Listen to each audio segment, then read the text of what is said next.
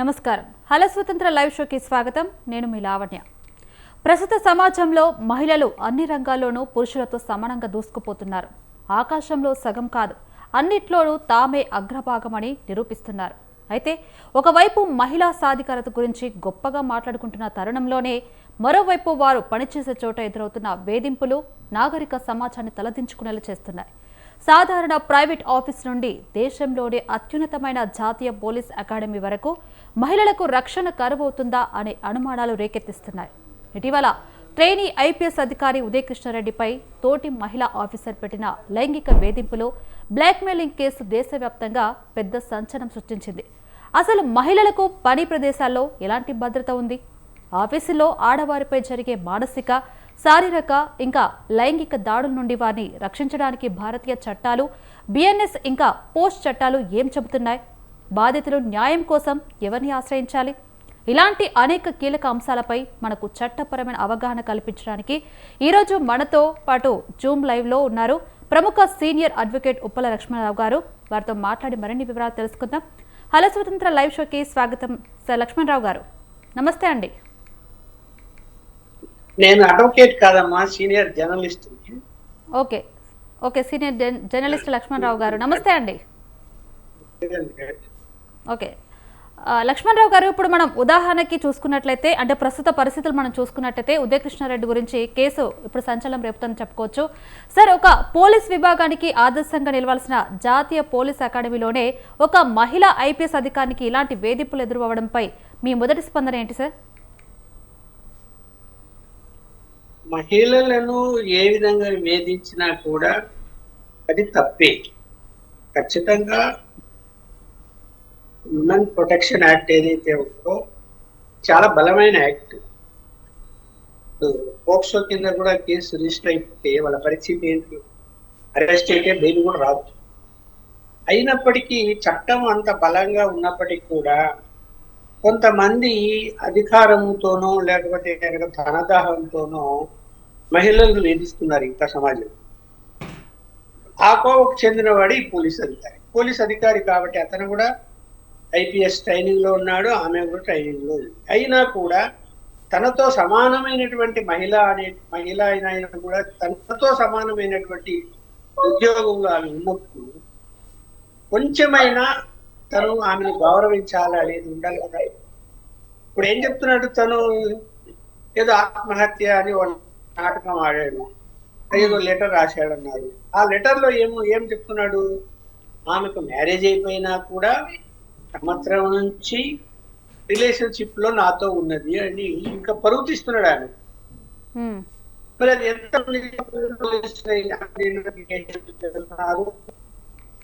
సరే డిఫరెంట్ అయితే హస్బెండ్ జరుగుతుంది కేసు. మరి ఏది ఏమైనా ట్రైనింగ్ లో వాళ్ళు శిక్షణ పొందే సందర్భంగా కలుసుకొని ఉండొచ్చు, స్నేహం కూడా ఉండొచ్చు, ఎవరు కాదండి. చాలా మంది స్నేహం ఉంటుంది. కానీ ఆమె ఒక మహిళ మ్యారేజ్ అయినప్పటికీ కూడా ధైర్యంగా ఆమె ఫిర్యాదు చేసింది, ఇతను నన్ను వేధిస్తున్నాడు అంటే వేధించకుండానే ఫిర్యాదు చేస్తారు ఎక్కడన్నా? ఎందుకు చేస్తారు చెప్పండి? ఏం అవసరం వచ్చింది చేస్తున్న ఫిర్యాదు చేసిందంటే ఖచ్చితంగా వేధింపులు ఉన్నాయని కదా. మహిళ తను ఫిర్యాదు చేస్తే తన కుటుంబ విషయాలు కూడా బయటకు వస్తాయి అని తెలిసి కూడా ఇచ్చింది అంటే ఆమె ఎంత మానసిక క్షోభకు గురై ఉంటుందో ఆలోచించుకోవాలి. అవును, చిన్న విషయం అయితే. ఓకే సార్, అంటే మీరు చెప్పినట్లుగానే ఇప్పుడు బాధితురాలు వివాహిత అయినప్పటికీ కూడా బ్లాక్మెయిలింగ్ అలాగే ప్రైవేట్ వీడియోల ద్వారా వేధింపులకు గురి చేశారని మరి ఆరోపణలు వచ్చాయి. ఇలాంటి డిజిటల్ వేధింపులపై చట్టం ఎంత కఠినంగా ఉంటుందంటారు? మరి అంటే డిజిటల్ మీడియా ఇవాళ, అంటే సోషల్ మీడియా కానీ డిజిటల్ మీడియా కూడా ఇవాళ అంత కఠినమైనటువంటి చట్టాలు ఏం లేవు. సైబర్ నేరం కింద కేసులు పెడతారు కానీ అది విచారణ జరగటానికే చాలా సంవత్సరాలు పడుతుంది. శిక్ష పడేది ఎప్పుడు? ఇంకా ఈలో జరగవలసిన డ్యామేజ్ అంతా జరిగిపోతుంది. చట్టాల్లో కఠినమైన చట్టాలు అయితే డిజిటల్ మీడియాలో కానీ సోషల్ మీడియా కానీ ఖచ్చితంగా తీసుకురావాలి. ఇంకా తీసుకురాకపోతే ఏమైపోతే చూస్తున్నాం కదా. రోజు మనము యూట్యూబ్ లోకి వెళ్ళినా లేకపోతే సోషల్ మీడియాలోకి వెళ్ళినా కూడా విపరీతంగా అంటే ప్రధానమంత్రి గారు, దేశ ప్రెసిడెంట్ గారు అంటే అధ్యక్షురాలు అనేటువంటి గౌరవం కూడా లేకుండా ఈ దేశంలో ఉంటూ ఈ దేశంలో జీవిస్తూ ఈ దేశం బ్రతుకుతూ లేనిపోని ఆరోపణలతో సోషల్ మీడియాలో అంటే ఇది అసలు మనం తలంచుకోవాలి. అవి చూస్తే అట్లాంటివి వస్తున్నాయి. ఏం చెప్పాలి చెప్పండి. ఇంత దారుణంగా వస్తున్నాయి. ఎక్కడి నుంచి వస్తున్నాయి, ఎవరు పెడుతున్నారు అనేది మానిటరింగ్ సిస్టమ్ సరిగా లేదు ఇంకా సెంట్రల్ గవర్నమెంట్ లో కూడా. సోషల్ మీడియాలో వచ్చే ప్రతిదీ మానిటరింగ్ చేసుకొని ఎవరు పోస్ట్ చేశారు. ఇప్పుడు చాలా మంది ఏమంటున్నారంటే విదేశాల నుంచి పోస్ట్ చేస్తున్నారు అవన్నీ. అంటే ఐడి వచ్చి విదేశాల ఐడి కనిపిస్తున్నది. ఎక్కడ విదేశాల ఐడి అయితే కనుక ఆ ఐడిని బ్లాక్ చేయొచ్చు కదా, అవకాశం ఉంది. అంతకు మించి మీరు అన్నట్టు ఏంటంటే కఠినమైన చట్టం ఉండాలి. అరే నేను ఈ పోస్ట్ చేస్తే నన్ను వెంబడే అరెస్ట్ చేస్తారు, లోపలేస్తారు, నాకు బెయిల్ రాదని ఉండాలి. ఇప్పుడు ఏమైపోయింది, వాడికి అరెస్ట్ అయితే చేసేళ్ళు లేదు, మెజిస్ట్రేట్ ముందు పెట్టినా కూడా, జడ్జి గారి ముందు పెడితే కూడా బెయిల్ వచ్చేస్తుంది. బయటకు వచ్చి మళ్ళీ అరెస్ట్ చేస్తాడు. భయపడతాడా? భయపడడం లేదు. అంటే మన ప్రజాస్వామ్య వ్యవస్థ కూడా సరే. ఒకప్పటి మన స్వాతంత్రం వచ్చినప్పుడు ఆనాటి రాజ్యాంగము, ఆనాటి పరిస్థితులు బట్టి వాళ్ళ రాజు మనం తప్పుకోవడానికి లేదు. కానీ కాలమాన ప్రకారము పద్ధతులన్నీ మారుతూ సోషల్ మీడియా వస్తుంది మనం ఊహించామా? ఊహించలేదు. టీవీ ఛానల్స్ వస్తాయని ఊహించామా? ఊహించలేదు. ఇవన్నీ జరుగుతూ ఉన్నప్పుడు చట్టాల్లో కూడా మార్పులు చేసుకుంటూ కొన్ని చట్టాల్లో సవరణలు చేస్తున్నారు కేంద్ర ప్రభుత్వం. కానీ సోషల్ మీడియా అభివృద్ధి చేసినప్పుడు ఎవరికి వాడు బాధ్యతగా కూడా వ్యవహరించాలి కదా. అరే నేను ఈ దేశ పౌరుడిని, నేను బాధ్యతగా ఉండాలి, అనవసరమైనటువంటి పుస్తకం చేయడం కానీ, లేని సృష్టించి వీడియోలను పెట్టడం కానీ చేయకూడదు అనేది ఉండాలి కదా అతనికి. లేదు. ఇప్పుడు ఈ వేధింపులు కూడా అలాంటివి. ఇప్పుడు ఆయన ఐపీఎస్ ఆఫీసరు, ఆయన కూడా ఐపీఎస్ ఆఫీసరు. సరే వాళ్ళిద్దరు అధికారాలు ఉన్నాయి, ప్రభుత్వం స్పందిస్తుంది, బాగానే ఉంది. కానీ సమాజంలో రోజు జరిగేటువంటి ఇలాంటి సంఘటనల్లో కాలేజీకి వెళ్తున్న అమ్మాయిలు వేధించడము, అలాగే ఒక మతం అయితే ఇంకొక మతం పేరు పెట్టుకొని అమ్మాయిల్ని ప్రేమించి మోసం చేయడము, ఇవన్నీ జరుగుతున్నాయి కదా.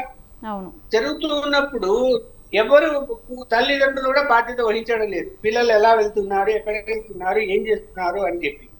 ఇవాళ పిల్లలు కూడా కొంచెం పెద్ద అయితే తల్లిదండ్రుల మాటలు కూడా వాళ్ళు వినడం లేదు. మా ఇష్టం అని. సో అంటే రంగాన్ని ఈ సిస్టమ్ లో మార్పు వస్తున్నాయి. మార్పు వస్తున్నప్పుడు మంది ప్రజాస్వామ్య దేశం కాబట్టి ఇతర దేశాల్లో లాగా మనం కంట్రోల్ చేయలేము. కానీ చట్టాలు రావాలి. కంట్రోల్ చేయలేమంటే చట్టాలు లేవు కఠినంగా, కాబట్టి చట్టాలు రావాలి. చట్టాలు వస్తే అయినా కాస్త భయం ఉంటుంది అని నేను అనుకుంటున్నాను. సార్ అంటే ఇప్పుడు మనం అంటే ఇదే విషయానికి వస్తే కూడా ఎక్కువగా పని ప్రదేశాల్లో లైంగిక వేధింపులు అనేవి జరుగుతూనే ఉన్నాయి. అంటే ఇప్పుడు చట్టం పోష్ యాక్ట్ అనేది కూడా ఒకటి వచ్చినట్టుగా మనకు తెలుస్తుంది. అసలు ఆఫీసుల్లో మహిళల రక్షణ కోసం ఉద్దేశించిన పోస్ట్ చట్టం 2013 అంటే ఏంటి, అసలు అది ఏ ఏ సంస్థలకు వర్తిస్తుందని అంటారు? మరి సంస్థలు అనేది కాదమ్మా. పోక్సో చట్టం అన్నది మహిళలను వేధిస్తే ఆ యొక్క సెక్షన్ కింద కేసు బుక్ చేసి అరెస్ట్ చేస్తారు. దాని మీద బెయిల్ వచ్చే అవకాశం తక్కువ ఉంటుంది. చాలా కాలం పడుతుంది బెయిల్ రావాలి. అంటే వేధింపులు చేయటము, అవమానపరచటము, తర్వాత ఒకవేళ రేప్ జరిగితే ఆ సెక్షన్ వేరే ఉంటాయి, మళ్ళీ అందులో ఆ సెక్షన్ కూడా వేస్తారు. ఇచ్చినా ఆ సెక్షన్ వేరే ఉంటుంది, వేస్తారు. ఇట్లా ఒక 3-4 సెక్షన్లు దానికి వర్తింపజేసి కఠినంగా అతన్ని మీద చర్యలు తీసుకునే అవకాశం ఉంటుంది వేధింపుల గురించి. సో ఇవన్నీ కూడా ఈ కోర్టు పరిధిలోకి వెళ్తాయి కాబట్టి బెనిఫిట్ ఆఫ్ డౌట్ అని ఒకటి ఉంటుందమ్మా కోర్టు పరిభాషలో.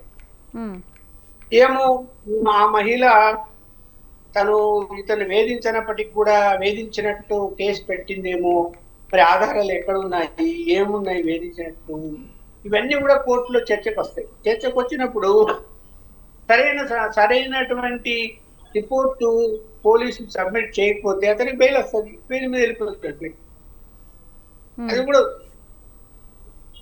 ఓకే సార్, అంటే ఇప్పుడు ప్రభుత్వ లేదా ప్రైవేట్ సంస్థల్లో ఐసీసీ కమిటీలు ఏర్పాటు చేయకపోతే ఆ యాజమాన్యాలపై ఎలాంటి చట్టపరమైన చర్యలు తీసుకోవచ్చంటారు? ఇప్పుడు ఐటీ ఇండస్ట్రీస్ ఉందమ్మా, మహిళలు పురుషులు కలిసి జాబ్ చేస్తుంటారు. అక్కడ నీకు ఏమైపోతుంది, వాళ్ళు అంటే కలిసి మాట్లాడుకునే అవకాశము, ఒకరికొకరు ఇంటరాక్ట్ అయ్యే అవకాశాలు ఎక్కువ మెండుగా ఉంటాయి. అప్పుడు ఒకవైపు ఏమో మహిళలకు ప్రాధాన్యత ఇవ్వాలి, మహిళలకు ఉద్యోగాలు ఎక్కువ ఇవ్వాలి, ఇప్పుడు పార్లమెంట్ లో కూడా 33% సీట్లు ఇవ్వాలి అనేది, అలాగే సమాజంలో ఏ ఏ ఏ కంపెనీ వచ్చినా ఏ పరిశ్రమ వచ్చినా కూడా మహిళలకు ఉద్యోగాలు ఎక్కువ శాతం ఇవ్వాలి అనేది నడుస్తున్నప్పుడు ఖచ్చితంగా ఉద్యోగ అవకాశాలు ఇస్తున్నారు. మహిళలు కూడా బాగా చదువుకుంటున్నారు కాబట్టి ఉద్యోగ అవకాశాలు వస్తున్నాయి. వచ్చినప్పుడు ఏమైపోతుంది అంటే అక్కడ ఒక ఒక 10,000 మంది పనిచేసేటువంటి సాఫ్ట్వేర్ కంపెనీ ఉందనుకోండి, 10,000 మందిని మానిటరింగ్ చేయడం అనేది చాలా కష్టం. కానీ ఎక్కడికి సీసీ కెమెరాలు, ఎక్కడెక్కడ ఈ పిఆర్ అంటే పబ్లిక్ రిలేషన్ అనేటువంటిది మెయింటైన్ చేస్తూ చిన్న ఆరోపణ వచ్చినా కూడా వెంటనే పరిష్కారం చేస్తూ ఆ కంపెనీకి చర్యలు తీసుకుంటే పెద్ద ఇష్యూలు కావు. ఇప్పుడు అక్కడ కనిపిస్తుంది కదా, వాళ్ళు డ్యూటీ చేస్తూ మధ్యలో టీ తాగనో కాఫీ తాగనో లేదా లంచ్ టైం బ్రేక్ లోనో యాటిట్యూడ్ ఏంటి వాళ్ళది అనేది ఇవన్నీ ఏం పట్టించుకోవడం లేదు కంపెనీలు. అందువల్ల ఏమైంది, వాళ్ళు బయటకు వెళ్ళినప్పుడు ఆ సమయం దొరికినప్పుడు వాళ్ళు ఏం మాట్లాడుకుంటున్నారు, ఏం చేస్తున్నారు, ఏంటి అనేది ఉండాలి. అది లేదు చాలా చోట. అందుకు ఏమైపోయింది, ఈ మతపరమైన అంశాలు కూడా అందులోకి వచ్చాయి. అంటే లోపల మత ప్రచారాలు చేస్తున్నారు అని ఇక్కడ ఖాళీ టైంలో కానీ, లంచ్ టైంలో కానీ, టీ బ్రేక్ లో కానీ. సో ఇవన్నీ ఎవరు చేయాలి? కంపెనీ కదా మానిటరింగ్ చేయాలి, కంపెనీ కదా రూల్ స్ట్రిక్ట్ గా పెట్టాలి. ఇప్పుడు ఒక మహిళ విషయంలో వాడు జోక్ చేసి మాట్లాడతాడు, లేకపోతే కనుక ఏదో ఒకటి సర్కాస్టిక్ గా మాట్లాడతాడు, లేకపోతే అవమానపరిచే విధంగా అందరి ముందు మాట్లాడతాడు.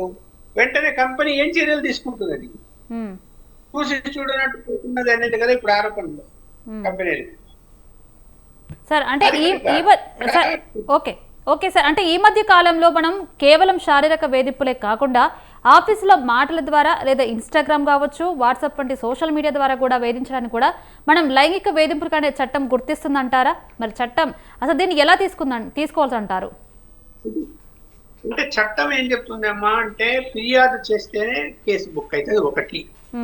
సుమోటిగా కేసు బుక్ చేయాలి అంటే ఆ వీడియోలన్నా పోలీసులకు ఎవరన్నా ఇవ్వాలి, లేదా పత్రికల్లోన్నా రావాలి, లేదా ఒకవేళ పోలీసులు నిర్లక్ష్యం చేసినా కోర్టు కూడా సుమోటి కింద కేసు బుక్ చేయమని చెప్పి పోలీసులకు ఆదేశం జారీ చేయొచ్చు. కోర్టు ద్వారా మనం ఏదైనా ఒక వేధింపులు జరుగుతున్నాయి అనుకోండి, ఈ పత్రికల్లో వచ్చిన సోషల్ మీడియాలో వచ్చిన తన కుటుంబానికి అవమానం జరుగుతుందని కాన్ఫిడెన్షియల్ గా జడ్జి గారికి పంపించారనుకోండి, జడ్జి గారు ఆ వీడియో చూసి ఖచ్చితంగా సుమోటి కింద కేసు బుక్ చేయమని పోలీసులను ఆదేశిస్తారు. ఎంతమంది చేస్తున్నారు అలా? అలాగే పోలీసులకు కూడా స్టేషన్లకు వెళ్లకుండానే ఆన్లైన్ లో కూడా ఈ ఫిర్యాదులు పంపొచ్చు అని ఇప్పుడు చెప్తున్నారు. అలాగే రిజిస్టర్ పోస్ట్ లో కూడా పంపించిన తర్వాత వాళ్ళు దాన్ని పరిశీలించి ఫిర్యాదు లేకపోయినా సుమోటి కింద కేసు బుక్ చేయొచ్చు.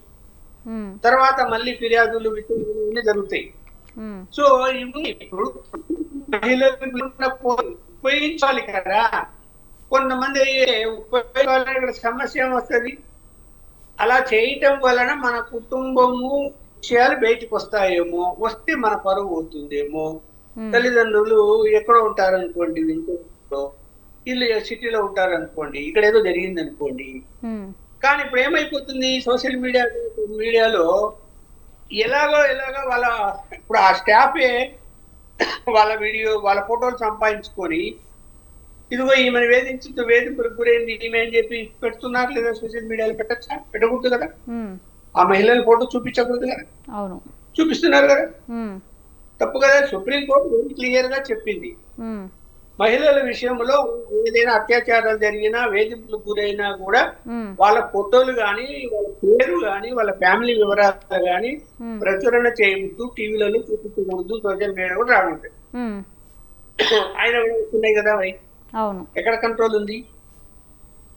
అంటే సమాజంలో బాధ్యత వహించాలి ప్రతి ఒక్కరు కూడా. నాది బాధ్యత, ఉమ్, అరే నేను ఈ పని చేస్తే వాళ్ళ కుటుంబం గౌరవం పోతుంది, నేను చేయకూడదు అని ఎవరికి ఉండాలి? ఎవరికి వాళ్ళు సెల్ఫ్ డిసిప్లిన్ అంటారు, అది ఉండాలి కదా. అవును. అది లేదు ఇవాళ. ఓకే సార్, అంటే ఇప్పుడు ఓకే, అంటే బిఎన్ఎస్ మరి ఇప్పుడు ఐటీ యాక్ట్ మనం చూసుకున్నట్లయితే అంటే పాత ఐపీసీ స్థానంలో వచ్చిన కొత్త భారతీయ న్యాయ సంహిత బిఎన్ఎస్లో మహిళల రక్షణకు సంబంధించిన సెక్షన్లు ఎలా మారాయి సార్? సెక్షన్లు మారని కాదమ్మా. ఉమ్, మీరు పేరు మార్చారు కానీ చట్టం యొక్క పేరు, సెక్షన్లు అవే ఉన్నాయి. ఉమ్, అలాగే కొన్ని సెక్షన్లు ఉమ్, యాడ్ చేశారు. వాటిని ఉమ్, చేయడం వల్ల ఏమైపోయింది? చట్టం కఠినంగా ఉంది, ఎవ్వరు కాదంటారు. కానీ యాక్షన్ తీసుకునే విషయంలో ఏమొస్తున్నది? పోలీసు వాళ్ళు ఫిర్యాదు చేశారు అనుకోండి ఒక మహిళకి, ఉమ్, వెంటనే చర్యలు తీసుకుంటున్నారా? తీసుకోవట్లేదు. అవతల వాడు ఎవరు? ఉమ్, వాళ్ళ దగ్గర డబ్బులు తీసుకోవడమో, లేదా అవతల వాడు పొలిటీషియన్ అయితే వాళ్ళ ప్రజెంట్ వాళ్ళ యొక్క ఇన్ఫ్లుయెన్స్ పనిచేయడమో ఏం చేస్తున్నారు చూసాం కదా. అప్పుడు ఒక డాక్టరు నువ్వు రేప్ చేసి చంపేస్తే, అవును. అంటే ఒక 2 సంవత్సరాల క్రితం ఇప్పుడు చెప్తున్నా, పోలీసులు కంప్లైంట్ ఇవ్వని పోతే తల్లిదండ్రులు మా అమ్మాయి కనపడటం లేదని ఉమ్, వాళ్ళు నిర్లక్ష్యం వహిస్తూ కంప్లైంట్ తీసుకోకుండా 2 రోజులు సతాయించారు. మరి ఏం చెప్పాలి పోలీసు వాళ్ళు బాధ్యతాయుతంగా వ్యవహరిస్తున్నారంటే లేదు, వ్యవహరించడం లేదు. వాళ్ళు ఉమ్, సీరియస్ గా పనిచేయాలి, చేయడం లేదు. అవినీతికి అలవాటు పడ్డారు, రాజకీయ పలుకుబడికి లొంగిపోతున్నారు. ఉమ్, ఇవన్నీ ఎక్కడ ఏ విధంగా పరిష్కారం, ఏ విధంగా మహిళలకు న్యాయం జరుగుతుంది అట్లా ఉంటే చెప్ప. ఇప్పుడు అందరూ అలాగే ఉంటారా? ఎవరైనా ఒక మహిళ కావాలని సృష్టించింది అనుకున్నాము, ఉమ్, తను వేధించారని, ఎవరో ఒకరు చేస్తే సమాజంలో మిగిలిన 9 మంది విషయాలు ఏంటి? వాళ్ళందరూ కూడా అలాగే చేస్తారా? కాదు కదా. ఉమ్, అలా ట్రీట్ చేస్తున్నారు కదా పోలీసులు కూడా. అవును. సో ఇవన్నీ కూడా ఆలోచించాల్సిన అవసరం ఉంది. దీని మీద ఉన్నత అధికారులు ముందు వాళ్ళకి ఫ్రీడమ్ ఇవ్వాలి పోలీస్ వ్యవస్థకి. అలాగే పొలిటీషియన్స్ కూడా ఇంటర్ఫీర్ కావాలి. ఎవడో వెళ్ళి మా అబ్బాయి మీద ఆమె కేసు పెట్టుకుంది అంటే వాడు ఫోన్ చేసి కేసే పెట్టకండి, వాళ్ళిద్దరికి ఆమె కాంప్రమైజ్ చేసి పంపండి అని చెప్తారు. ఇవన్నీ కరెక్ట్ కాదు కదా. అవును. ఓకే ఓకే సార్, అంటే ఇప్పుడు మనం అంటే ఈ మధ్య కాలంలో మనం చూస్తున్నాము ఎక్కువగా అంటే ఆఫీసుల్లో మహిళలు రహస్యంగా ఫోటోలు తీయడం కావచ్చు, అలాగే వీడియోలు రికార్డు చేయడంపై కూడా చట్టం ఎలాంటి కఠిన నిబంధనలు అమలు చేస్తుంది. ఈ మధ్య కాలంలో మనం చాలా చూస్తున్నాం, వీడియోలతోని ఫోటోలతో బెదిరిస్తున్న తీరు మనం ఈ మధ్య కాలంలో ఎక్కువగా చూస్తూ ఉన్నాం. దాన్ని మనం ఎలా తీసుకోవచ్చు అంటారు? ఇప్పుడు ప్రతి ఒక్కరికి చట్టంలో రైట్ టు ప్రైవసీ అని ఉన్నదమ్మా. రైట్ టు ప్రైవసీ అని ఉంది.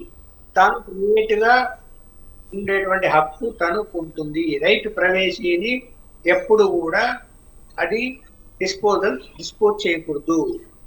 అలాగే ఏమైపోతున్నది ఇక్కడ, ఆ అమ్మాయి జాబ్ చేసుకుంటూ ఉందండి కంప్యూటర్ మీద, ఏదో చేసేటప్పుడు తను అటు ఇటు కదులుతూ ఉంటుంది, వాడు కూడా ఆ పక్క నుంచి ఒక వీడియో తీసుకుంటాడు.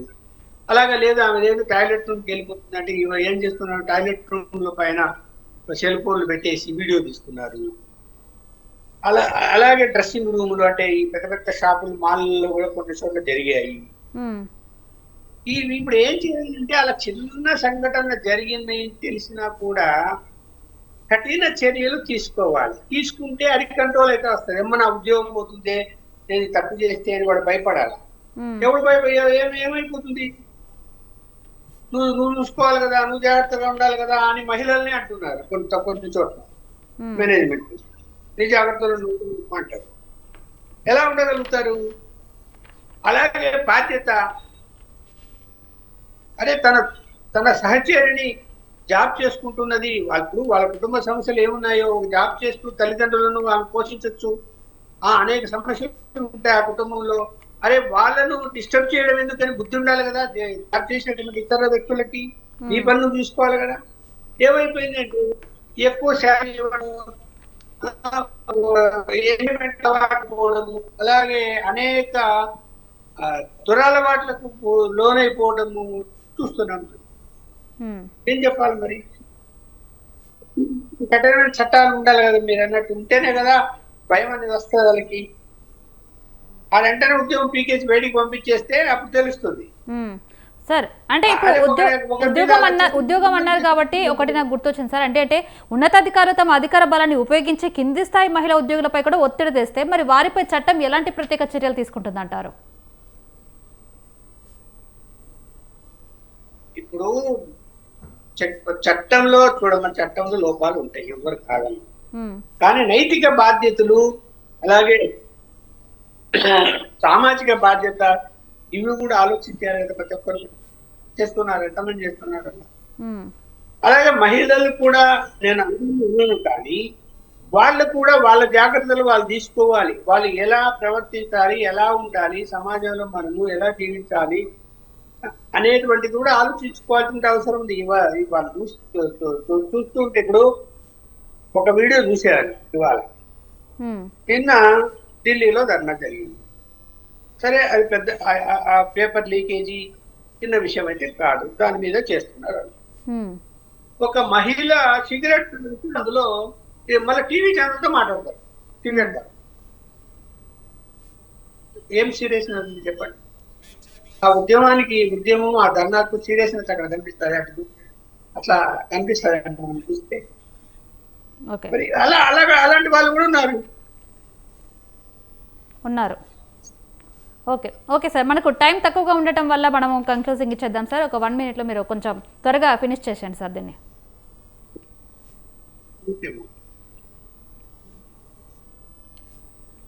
ఒకటేమ్మా, చట్టాల కంటే ముందు బాధ్యత, హక్కుల కంటే ముందు బాధ్యత.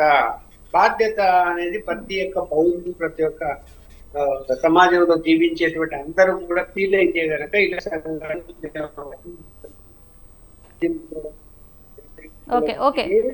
Okay sir. Okay thank you sir. పనిచేసే చోట మహిళలకు రక్షణ కల్పించడం అనేది కేవలం ఆయా సంస్థల బాధ్యత మాత్రమే కాదు, అది ఒక ఆరోగ్యకరమైన సమాజ లక్షణం. చట్టాలు ఎంత కఠినంగా ఉన్నాయో, మహిళలకు ఎలాంటి హక్కులు ఉన్నాయో అడ్వకేట్ ఉప్పల లక్ష్మణరావు గారు చాలా వివరంగా చక్కగా వివరించారు. ఉదయకృష్ణారెడ్డి కేసు మనకు చెబుతున్న పాఠం ఒక్కటే: ఎంతటి ఉన్నత పదవిలో ఉన్నా కూడా, ఎంతటి అధికార బలం ఉన్నా మహిళల గౌరవానికి భంగం కలిగిస్తే చట్టం ముందు మేకరిల్లాల్సిందే.